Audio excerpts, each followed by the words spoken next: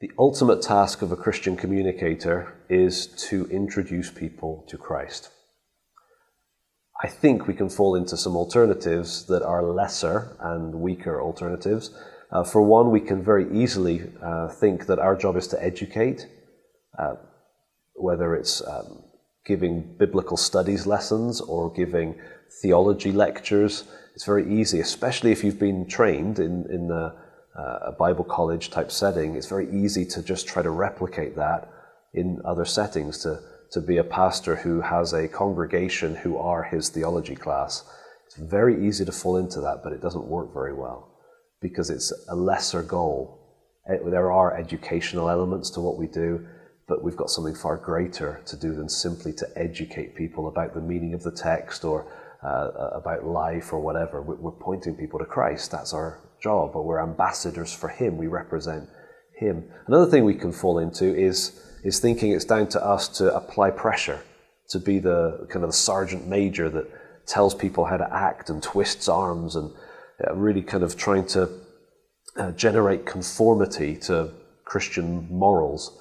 And again, there may be a place for that, but I'm not convinced it's a very effective approach at all. If we want to see lives changed, it's going to happen from the inside out. As they encounter Christ, as they get drawn by the Spirit to know the Father through the Son, brought into that relationship, that's where the transformation comes. And then they will find themselves wanting to live holy lives.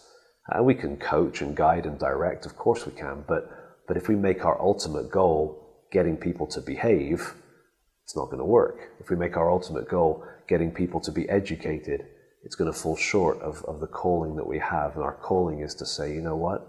We can know God in the person of His Son. Let me introduce you to Him. So wherever we are in the Bible, it's always about God in some way. And so we want people to see that, not moral lessons or the moral of the tale from these two individual humans. It's not just that. There's always a sense that God's involved. They're responding to God positively or negatively. And so we're always, as we present the truths of Scripture, we're always pointing people not to themselves, but to God. And I think that's the big challenge is when I've preached, are the people that listen walking away thinking about themselves, or are they walking away thinking about God? If they're thinking about themselves, then ultimately I've failed, because He's a lot better. He's a lot greater. He's the one that we get to represent. So the ultimate goal has to be introducing people to Christ.